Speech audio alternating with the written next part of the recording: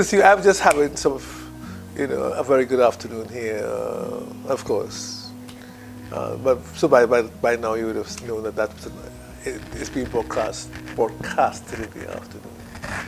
But it's good. It's good laughter, and with my crew, that I have to bow to because they're in charge, and they are very, very, very professional in what they do and how they do it. Make sure I look spiffy.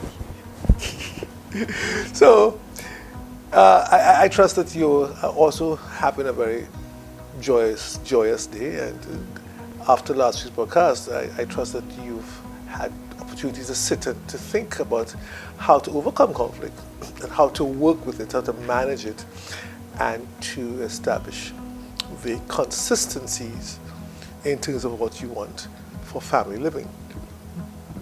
Somebody would have asked the question, I'm sure by now, can you get rid of it?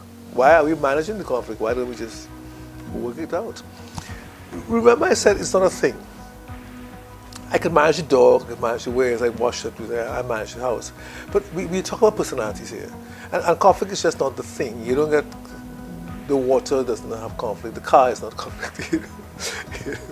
It has an issue. How you handle it eliminates conflict or encourages it. And that means a consistent war and argument and dysfunction with yourself. So we really want to look at what we're looking at here really in effect is personalities and how to define that. So coming back from last time when we were talking about really bringing the understanding of working the differences within you and among you as parents and children, or that family, whatever family unit you are in, just maybe it's a single parent with children.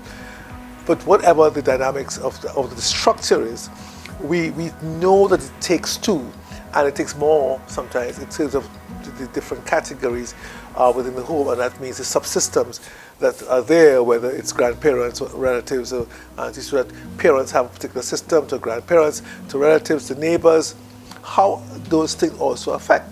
And so that we have to realize that one of the things that we want to look at basically, that when something becomes, I like to use my word, conflictus, or in that place where it affects the emotions, and you don't have the strength to begin to overcome, we have something called withdrawals. We call it withdrawal. You begin to withdraw. You begin to withdraw, and the silence is building in you until you become isolated. So withdrawal starts, so you start nodding or saying one word, two words, or you're not responding much, and then all of a sudden you're isolated, you say nothing at all.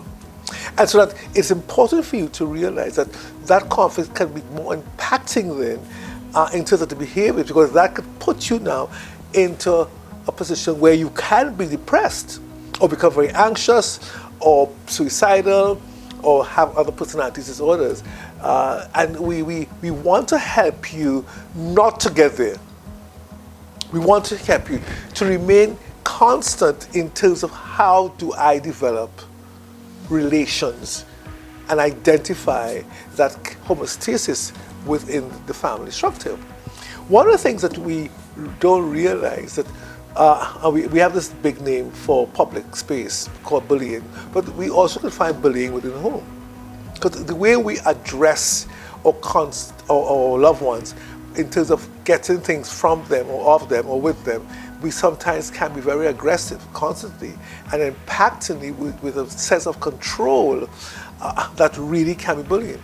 So we need to look at how we are perceiving the relations and how we are establishing that constant unity with each other. It's important, and I like the word unity because you may not like it, but I like it, because it draws us into that place where we are establishing I'm controlling you, but I want to help you too. So I got to learn how to really appreciate, and you hear me repeating this all the time, your difference. Repeatedly, I would say that all the time. The difference. You have to learn to do that. Now, otherwise, you'll find yourself in the home finding faith, trying to find people on your side. So siblings might be divided because if it's, let's say there are more than 3 or 4, and so that 2 maybe here, 1 or 2 there, and even within the adults, some adults, parents are separated and they don't talk to each other. So you have a little gang context there. Or I call it gang because it's like you're defining your own perspectives against the other person's, and you're in the same house. So you have to learn how to be careful not to encourage that kind of behavior where you become so isolated that you establish 2 different paradigms within the home. And everybody is walking on eggshells because one doesn't want to disrupt or cause the other one to really mushroom into something larger. And then we become very nasty and aggressive. So it's important to see conflict coming out in that way. There's also peer pressure, where we constantly make the other person in the home feel less important or less identifiable. Or, please, we must do this together. So if you don't do this, I will tell. Come with me. So you have to come with me. You have to do this with me. Because, so if I make a decision that I do not want to go to the beach, and I'm pressured to go to the beach because we are going. Now, listen to me carefully. I am not here to divide and disrupt family life. I'm here to help you to overcome the conflicts that are there.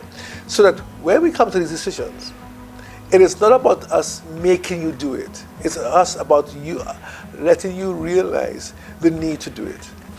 Because we don't want to encourage individualism. We want to encourage family, connectivity. So that when the child decides, I don't want to go to the beach, and the rest of the family is going to the beach, the child may feel pressured to go. Or if the child is pressured to always have this particular friend or friends because you want particular social status. We have to not pressure people into doing what you think they ought to. We have to help them to appreciate why they must do. Right. You understand that? So it's not about just making you do because I'm daddy or mommy, but I want you to appreciate, because you see, later on, and later on must be next 10, 12, 20 years, when we will help you have to make decisions, and you will help you then, as we help you now, to understand dialogue is important for decision making.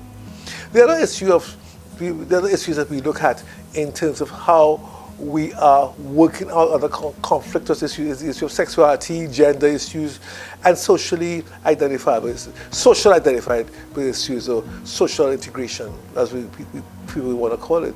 How do I establish sexuality? And so that therefore there are certain things about male and female. How do I get to choose or not choose as to what I do or when do I do? Because of course we've grown up with certain things that women do and men do, vice versa. And so that there is still that context of femininity and masculinity that continues to prevail.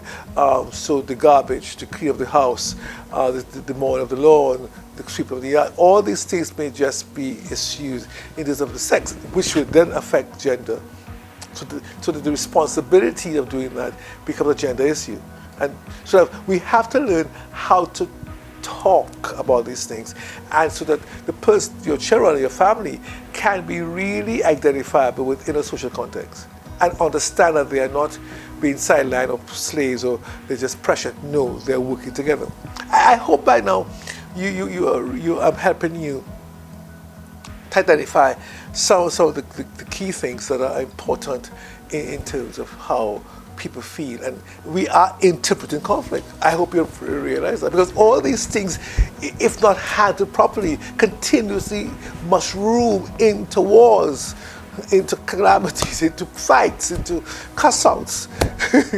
And eventually there's some issue of abandonment. Somebody leaves the house or walks away or locks themselves in a room and don't want to come out, or don't even come out. And so we have to look to see how best we are identifying these issues. One of the things that are important for us in terms of looking at that issue of identity, it's the awareness. How do I make myself much more aware of me than you of me? That's confusing. How do let me say it again. How do I make me more aware of me rather than you try to make more aware of me from your position? Any clearer? Okay, what I'm saying here, how do I get to make me me rather than you make me me? And could we work on that together? And that's what the issue of identity awareness. How do I get to be Kenneth with Kenneth and ask with your help of helping Kenneth rather than allowing you to make me without me making me, and therefore I end up being what you want me to be rather than what I think I ought to be. Clearer yet? Yes, I think we're getting clearer there. So, coming down to that, as we simmer that down in the pot there, how trustworthy are my family members for me to develop me without them wondering if I'll be something strange and dangerous and hideous? Because that's what we try to do with each other. We are preserving identities in the home. So don't do this, don't go here, don't laugh that way, don't speak this way, do this, do that, without helping the person to see the value of what they're doing. So I hear you talk, and I will say, okay, you want to say it again differently so that it makes more meaning, so I can understand it. So the person is going to think about how I can say it better, not because it was wrong, because it gives a clearer understanding. We try to work out the wrong and right. No, you realize I haven't spoken about wrong and right, and I'm not doing wrong and right. We are doing collaboration here. We're doing compromise. We're doing here that bringing together of thoughts that helps us to move forward. So when I could help that, when I could work with your own awareness and help you to see where you can be, I am building relational concepts and premises within the family. So you see how we're coming back to that place where we recognize that we are overcoming conflicts.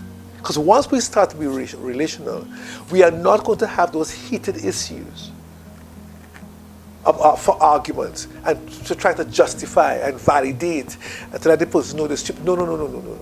Everybody's ideas and concept, they're very valid and need to be heard. So therefore we want to hear that and we want to help you to understand that we are working together. Now once we start working together, we are dealing with the core issue of conflict. You know what that is? I sit back from that one. Communication, that big word you like. We want to communicate effectively. We want to communicate much more freely. And that is where the foundation is in communicating freely. We got to learn to be much more aware of our identity so that there is that assertiveness. And we also have to learn that we are relating with other people in order to bring out this communication. Because you see, if I don't have that concept of identity, I would never be able to say what I have to say affirmingly. I think, I don't know how this sounds, but tell me if it's okay. You think it's a good idea? We have all those little idioms that we use, trying to get the person to see us in a particular light without seeing us in a negative light. Excuse me, there's nothing negative about you right now. All you have to do is to affirm who you are and know that when you say, let's do this, and somebody says, why, you can give an answer. Or, can we use it differently? Or can we have a different opinion?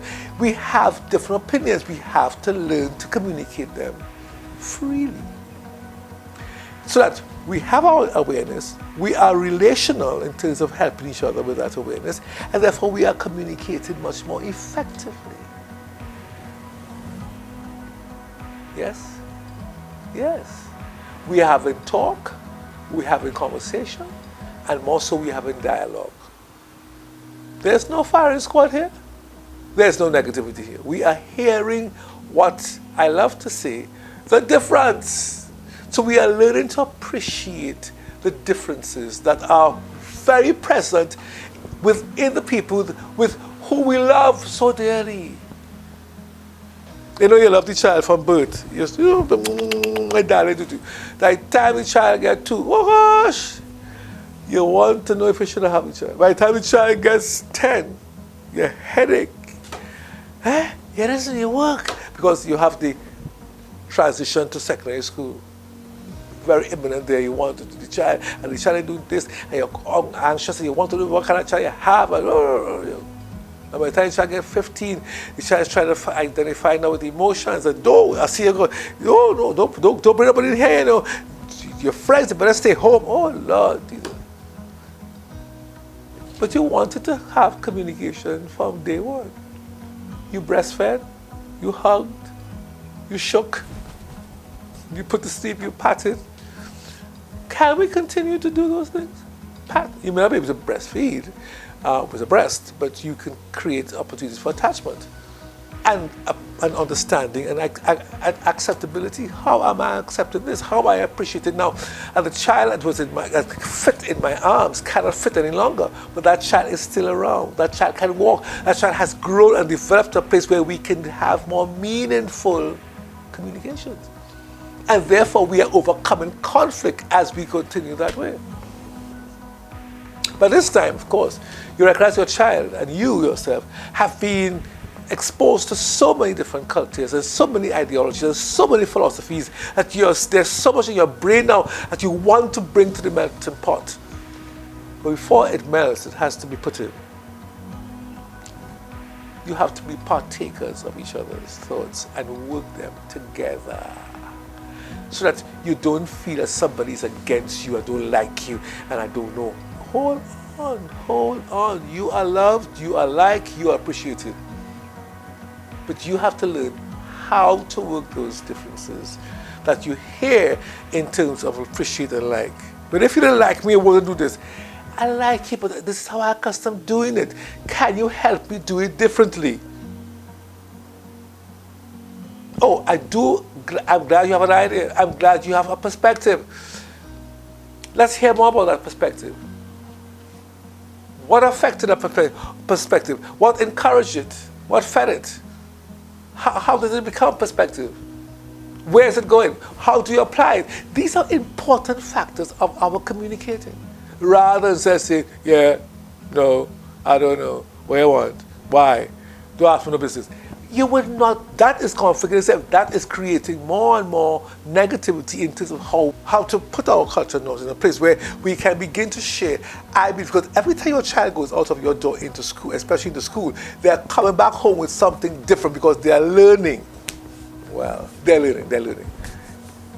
And they come back with a new concept and is thrown at you. And you have to learn how to take that and say, hey, this is interesting. Tell me, where did you learn this? Why? What is missing? What does it mean?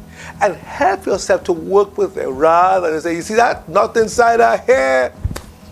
Where they will go out where they can have it. And that's a whole different issue. Again, conflict. So we want to really bring the understanding of how we can see that the things that are being taught and learned by your child, taught to your child and learned by them, can be the foundation of communicating, bringing the dialogue, bringing the understanding, and bringing the interpretation for application that causes us to be more in that place of homeostasis, that calm and that togetherness where we can really see each other growth.